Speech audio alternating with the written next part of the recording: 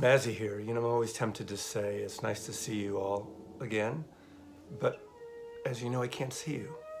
But I know you're out there because you apparently continue to watch, so I really appreciate that. Sorry, I lost my voice. I've been under the weather for the last week or so, but I am on the mend. And this video is a little mix tape again, a mashup of VCLT, which is things people have sent me, gifts, what we call in the vinyl community love train. It's also some new releases and some records I've just newly acquired over the last several weeks and months. Now, those of you who watch my channel for some time know that I also have a very interest in the art and the design of album packages, record covers, box sets. I take a strong, I just have a strong attraction to really amazing, consistent design. And I did a feature last year on Von Oliver, V23, and just as after he died, and his wonderful, mostly his collaborations of album cover art with 4AD, as well as a few other projects too, and his design sensibilities and consistency and identity. I love that since I've been overlapping in a parallel business myself, working, representing agent for photographers, worked with a lot of great designers over the last 35 years, as well as, advertising as well, but and some record companies up to a while back when the record business had budgets, and I love doing album covers. The budgets aren't there, but even if the budgets aren't there, I love if designers pick some of my artists' work and use, and if they're existing images, that's great. As I showed in Michelle Clement's work, in fact, those were assigned creations she did for Tony Williams and Blue Note from about 85 to 94. So without further ado, I'm going to go on. Out of the blue a couple months ago, or actually, yeah, a couple months ago, I got an email from Rune Christofferson.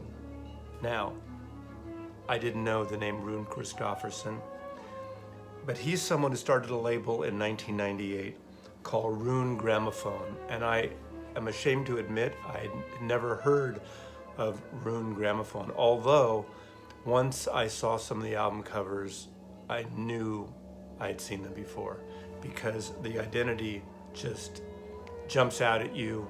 There's a consistency, a design sensibility to their album. So I got an email from Rune, and he told me he's a Norwegian record label that he's owned for 20 years with over 200 titles. And he goes on to say he stumbled across my videos here on YouTube, and we have a little symbiotic interest in art and design, as well as music to a point. I think his tastes were a little more out there, although I like a lot. I've discovered what I've heard now finally, doing some research from his label. A lot of stuff I like, I just don't know about. I love avant-garde, I love free jazz, I love minimal music. I love some prog and things like that. So a lot of his artists, and again, I only have heard just several, kind of go in that category. Most are Norwegian artists, which I don't know a lot about. And maybe now I'm going to go through that rabbit hole, and maybe some of you will too. But he sent me a book, and all their releases were designed by an artist, and excuse me, Rune, if I screw up the pronunciation, but Kim Hjorthe, Norwegian designer, has designed all of their album covers. And of course, once you know the design look of Rune Gramophone records, you'll know them.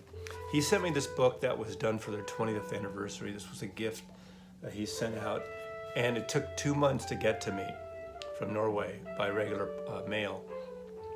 But he mentioned it, and he probably was thinking, "No, maybe I got the book and I didn't even say a thank you or anything." It comes with a 7-inch single, which I haven't listened to yet, but I'm going to show you some records. I picked out 3 records from the label that I'm just going to give you a little showcase about, including the one that's playing in the background. So The introduction of this book is written by David Frick. Those of you rock and roll people might know him from a contributing editor, Rolling Stone magazine. He's done countless liner notes for major artists, independent artists, and just has a great sense of music. My guess he's kind of in my age category, maybe a little younger, probably late 50s or so. But look at some of these package designs that they've done. Just find a little random place here. A lot of their stuff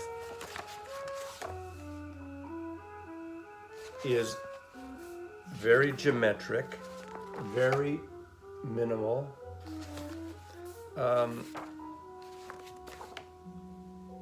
Beautiful color palettes, or like in this case, monochromatic palettes. A lot of geometric and circular design.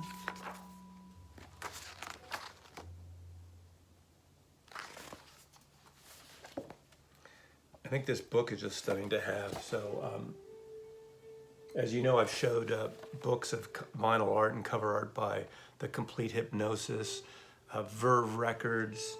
I'm very much into that. So anytime I get art books for my collection like this, it just makes me want to dive in more. And of course, these are one of those things that the album covers, almost like color scales and PMS color charts and things. They're beautiful, beautiful. Some of them have a very retro 60s and 70s pop art look. I just think this is gorgeous. It's called Let's Put It to Music, 20 Years of Rune Gramophone. So I want to thank you, Rune, for this book, and it's leading me into the rabbit hole. I'm going to show 3 albums that I believe all came out after this book was published 2 or 3 years ago.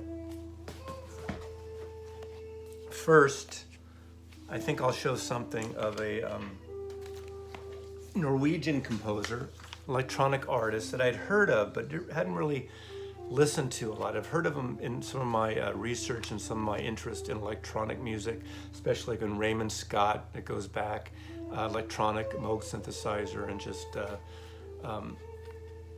some of the avant-garde artists. I don't know a lot of some of the people here.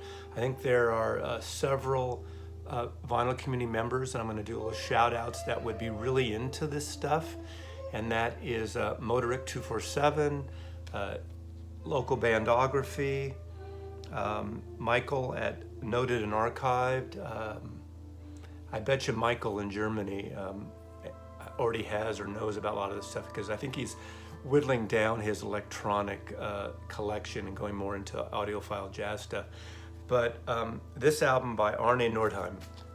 Arne Nordheim was a composer, and this is a collection, an overview of his work released between 1969 and 1974, I believe. This originally, I think these came out on CD, and then they finally issued these on vinyl. And they're all limited editions. I know some of them here have said that they're limited to 500 copies. I guess some are more, maybe 1,000 copies, but they're very limited editions. They do have a Bandcamp site which you can order directly, and I'm going to put a link to all these things below. Their Bandcamp site and through Norway, I assume they're coming from. Although they do have an American distributor that I discovered. So, because of this pandemic, usually I like to order directly from the label to give them more money and more, just more profit. I think, like what I'm doing with Analog Africa, I've been ordering from Frankfurt for my Analog Africa collection. But I want to see if I have it here. Maybe I'll find it during the break. I think we're gonna have a coffee cocktail break here at some point to keep my energy up. Let's see, anyway, I'll find it later. There in Massachusetts, there's a record distributor store that sells a lot of international records and independent records that'll carry this. Now, this is a 2-record set, and audiophile edition says analog master taste, but cut from 24 to 96 digital files. But for this kind of music, it's fine, and it sounds pretty amazing. But it's an out there record. It's electronic experimentations. It's noises. It's moods, soundscapes.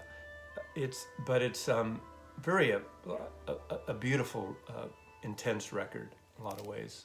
Look at this cover by Kim. Again, Kim Hjorthe did all these covers. And just for the covers alone, they're beautiful. Let's see, they're all on just regular black vinyl, which I think is great, but beautiful labels too.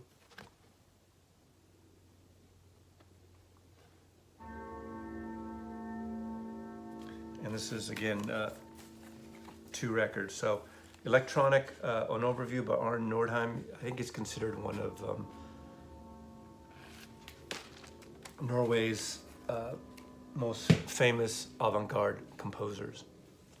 Next, we go in a whole different direction. A band called Krokofant. This is, I don't know, I think I read this as there might be their 4th or 5th record. Again, I don't know a lot about these artists or the records. I've done a pass through listening to them to get a feel what each one was about. This is divided into 4 parts. They started out as a trio of guitars, drums, and saxophone, and of course with vibraphone in there too. And on this, they've added keyboards and bass for this title. They're a amalgamation of prog, avant-garde, out there jazz, fusion, rock, very energetic, very intense at times, some thrashing guitars, some minimalist stuff, noisy at times, but really interesting. It drives a lot and then it pulls back. Again, I've only had one spin of it, but this is Krokofant, again, a band from Norway, on Room Gramophone Records. But look at this gorgeous cover. This has liner notes by David Frick. This came out in 2019. Krokofant. Q, it's called. Now the next one is what I'm playing now. This is a 4-record set from a trumpet player, Arve Henriksen. It comes in a slipcase box.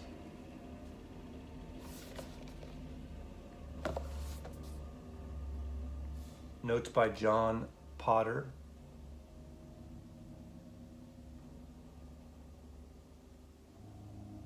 Now, look at these separate records, and they come with full 2 CDs of the entire music on these 4 LPs.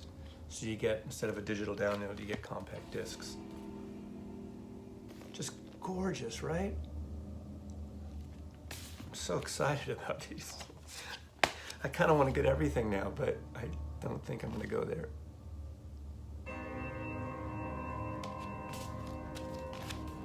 I don't know I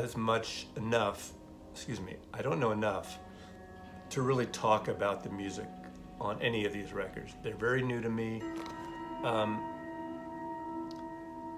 Arve Henriksen is a jazz trumpeter. There are things with tape loops, sound effects, as you can hear in the background, minimalist. There's some influence of John Cage. At times, when he does get into his bit of melody, there are, it reminds me a little bit of the tones that Chet Baker got in his trumpet, that just kind of late night, moody trumpet sound, that muted sound. It's not, or even some Miles Davis when he does his moody period. I'm trying to think, like from Silent Way, or maybe even before that. Maybe some of the Gil Evans stuff where it's not as orchestrated. But beautiful, beautiful work. There are some vocals on here on some of the tracks.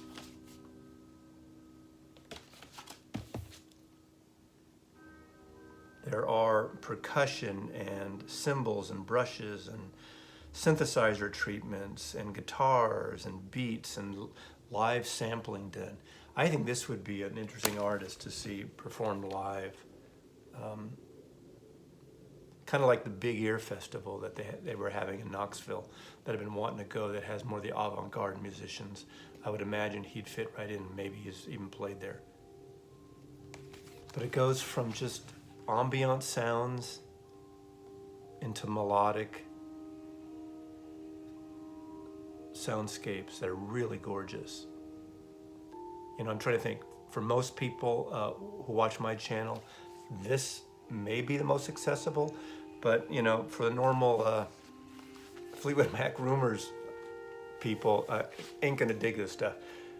Again, we all like different things and different tastes, and I love Fleetwood Mac Rumors, never disparage that stuff, you know that, but this is just gorgeous, gorgeous music. So I want to thank Rune for sending me the book, turned me on to all this stuff, and I'm going to continue to keep up with this. Hope you're watching. If you are, either comment below or shoot me an email, because let me know which other titles that I really should go after, because it is overwhelming to pick and choose. And of course, I could probably listen to samples a lot, but I like to tend to just kind of jump all in when I'm into something. So maybe I'll take a little break and wait for a while, because I've been getting so many records in the mail. So next, a VCLT from one of our own. He's, I'm gonna say somewhat new in the VC, and I realized after I did that recent video where I did a shout out to 4 minimalist people who I consider, you know, the way they style their sets, their presentations, the music they showcase, their taste, their very easygoing presentations, opposite of mine most of the time. But that's Michael, noted and archived. And I've watched his videos a lot. We sort of mutually came across Michael in Germany, 45 Analog, that I did the video with on Analog Records. We both got into him, and Michael sent me a package, and unbeknownst to me, and I did make a connection. I knew he was a musician, but I'm sorry, Michael, if I didn't pay attention to the band you're in or the music you play. But I always liked his sense, and I'll put a link to his channel here as well. He's into also minimalism and avant-garde. Of course, he's into just good music on any scale. He's into also some of the Music Matters jazz and analog productions and Tone Poet analog releases, but he's into a wide variety of music and soundscapes. Well, he sent me 3 records, and I'll start out with this one. He's in a band, and these arrived the other day, I guess on Thursday or Friday of last week, I think Friday, and I got this record, Balmoria. I hope I'm pronouncing it right. Balmoria. Is that a small town in Texas? Is that right, or is it a derogatory like Hicks people or Hickstown? I forgot. I looked it up. This album's called Stranger. I think this is around from 2011. And Balmoria, I'm going to get this wrong for a long time, and I apologize, Michael.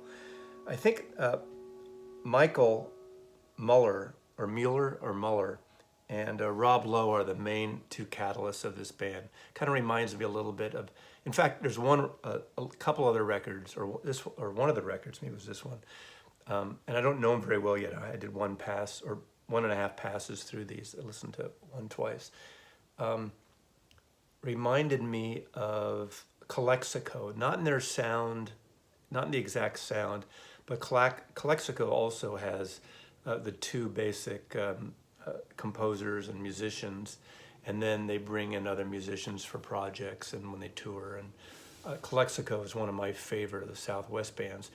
They're from Austin, Texas. But when I opened this package, my buddy Amanda, the archivist, was here, and I picked this up and I showed it to her, and I really didn't know the band or the music. And I looked at her and she said, "Ooh, Balmoria, do you know? That's great. Do you know them?" And I said, "Well, not really." And she was kind of excited. She was living in Austin for a while, and she'd seen them in Austin, and had has some of their music on digital files. Not these particular records, apparently. Maybe this one, I'm not sure. But their music is, again, a little bit of, has some avant-garde elements, later on especially. And again, this is from my first impressions, and Michael, you know what you've created, and you can, believe me, jump in any way you want. And I put a link in here because I think you guys should jump on some of this music, especially, well, a lot of you. It is more accessible than the Roon gramophone, but that's really not a good thing to say, because it really depends on taste. I think that's just very accessible for a certain type of listener, as is this too. It's great Sunday morning music or late night music.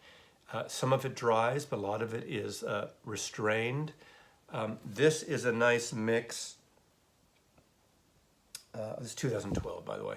A nice mix, and there's a sort of a landscape thematic, cinematic version of it. I'm not doing very well. My mind's a little cluttered of how to describe this one.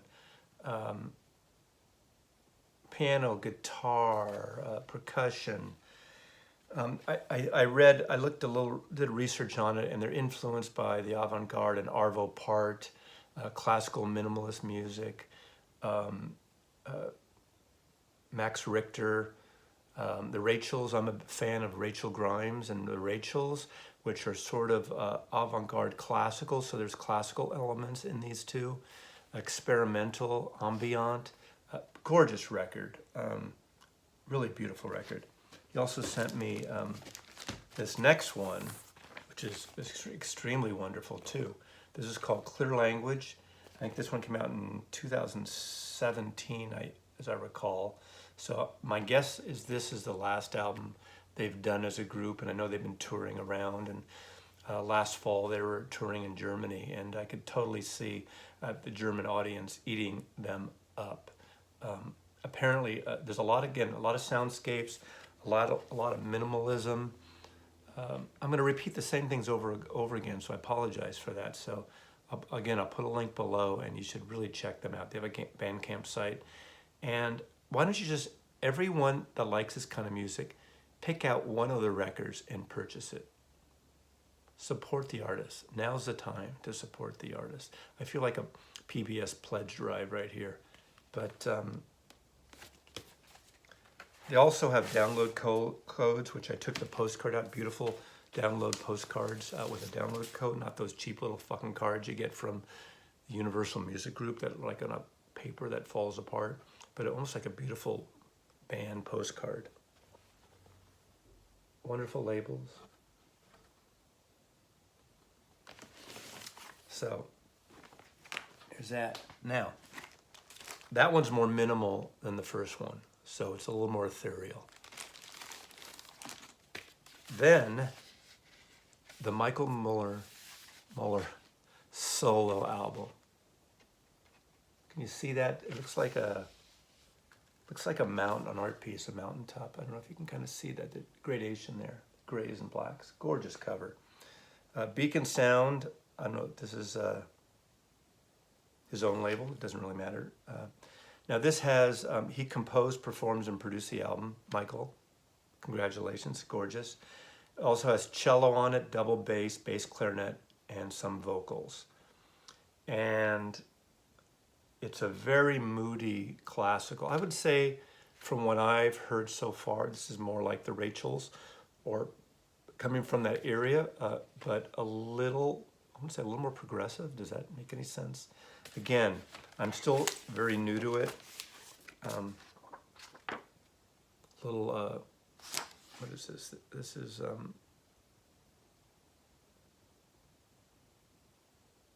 it's a beautiful, like, little intro poetry, a poetic verse introduction. You can't see this there. I'm not going to read it right now because my voice is shot. But buy the album. Buy Michael's album. I don't know if it's on the same Bandcamp site. He can let us know here in the comments below. Black Label. I did say one thing when I was putting this on, getting pissed off.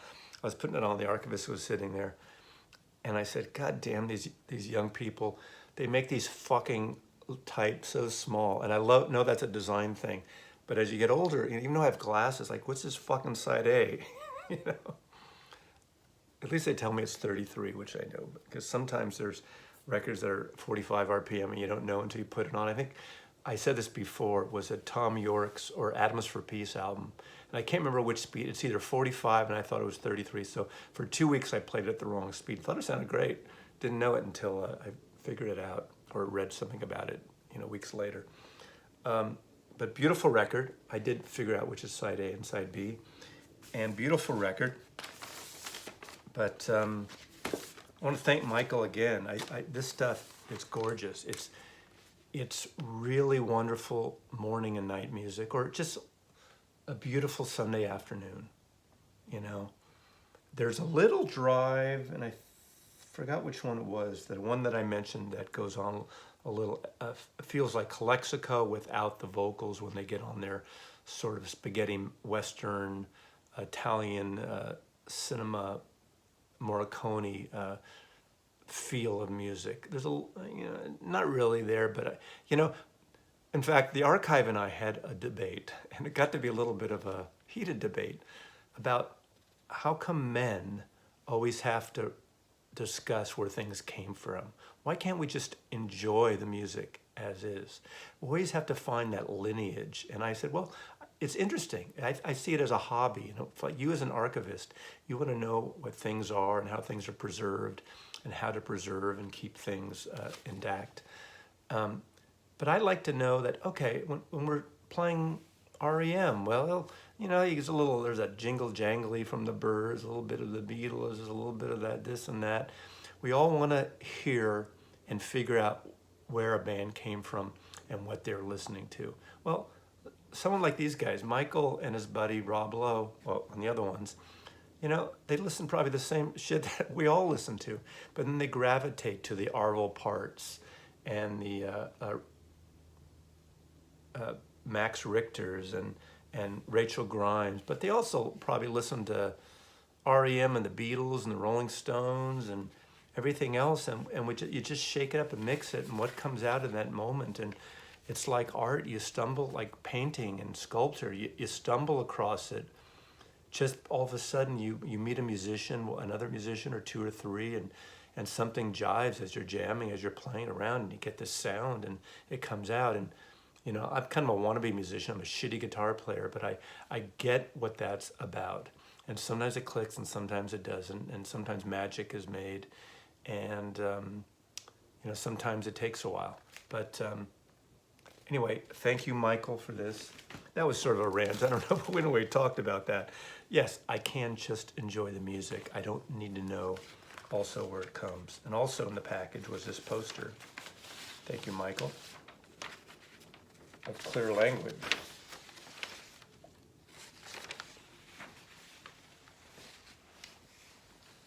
I think I'll just lie down here for the rest of the day. Okay.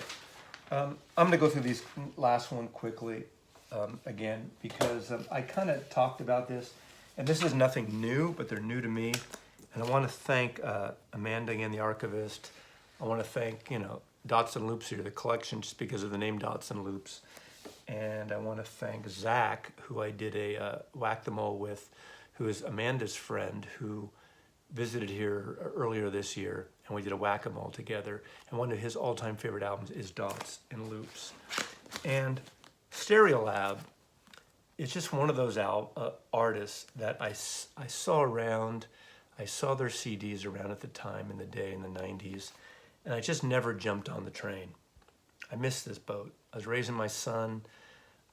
I had a sort of a prejudged notion of what they were about, and it just seemed like something I didn't want. It seemed more like, oh, this is going to be a disco-y kind of thing, or I wasn't in the mood for electronic stuff out there at the time, or that French pop. I didn't know what it was, and I didn't really jump in, so I had a whole different, you know, thing about it. So Zach comes over, Amanda, uploads on my hard drive all, like, half their albums, and I listen to them, and I fall in love with it. And you all know it. I don't have to really tell you much about it, but, they're like, psychedelic and yee girls and French pop and,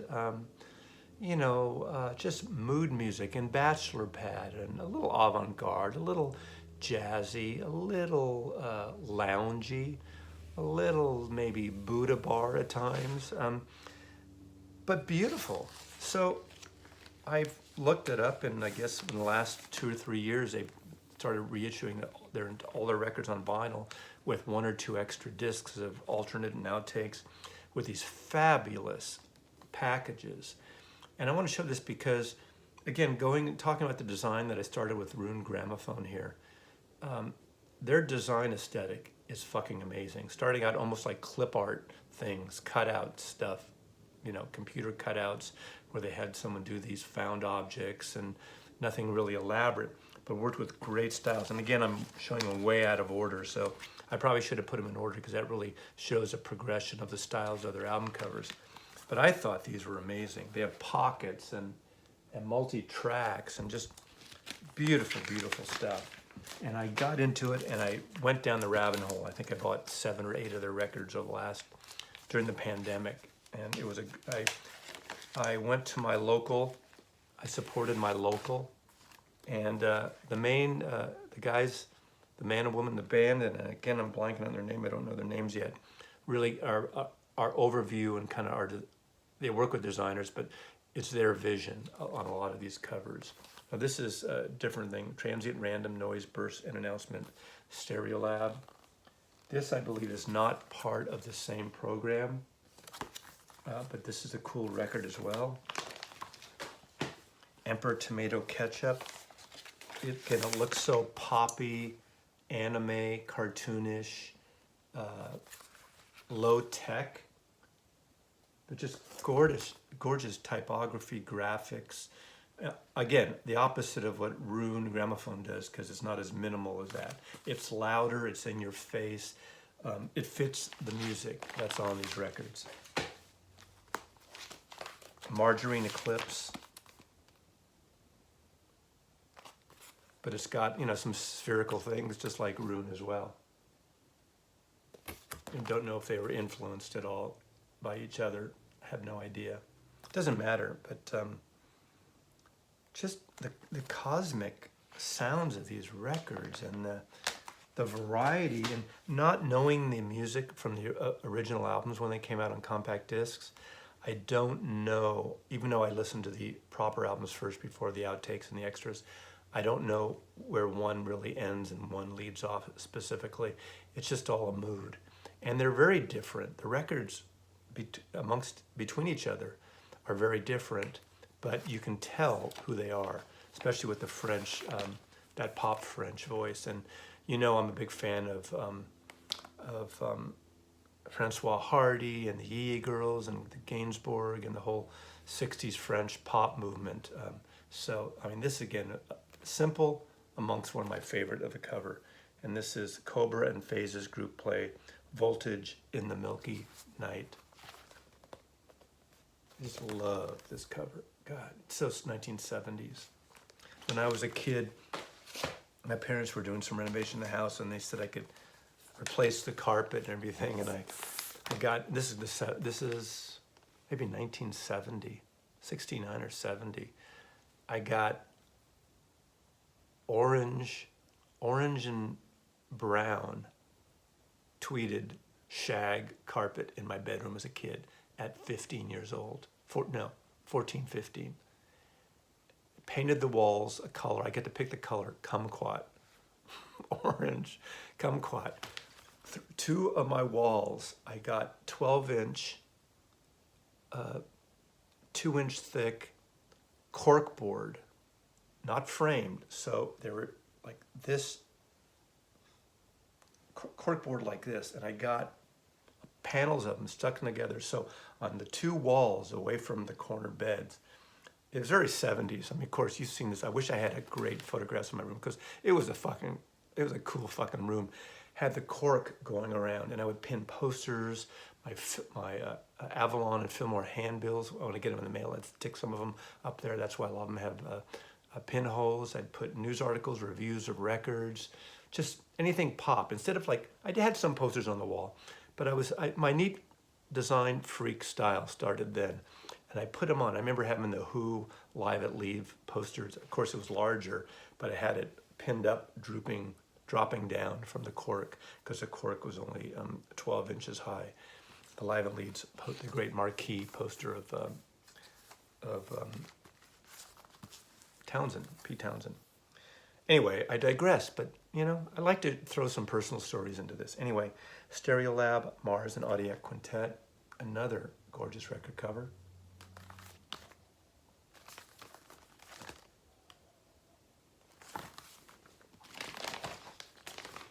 And I keep wanting to say, this is my favorite. No, this is my favorite. But, I'm not normally a fan of pink, but look how fabulous that looks. And I think they ripped this off, and I can't remember, there's a whole story where they ripped this icon off, or this design. Someone in the comments knows it by heart. I don't. But this is a cool record. Sound Dust, Stereolab. Anyway, beautiful design, beautiful music. This stuff's fabulous. So, sort of 3 segments here it turned out. Rune Gramophone, again, thank you for the music. Thank you for the book. Rune Christofferson, support these independent labels. Again, I'll put the link to their Bandcamp, and I'll put a link to the distributor in Massachusetts where you can get their music, Rune Gramophone. Look it up and look at these covers, read about it. It's amazing.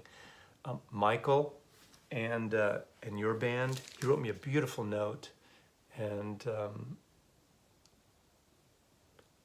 Balmoray rhymes with Powell. Oh, Balmoray. I should have read. I read this before. I apologize. It must be the meds. I've been on these meds for like 5 days now.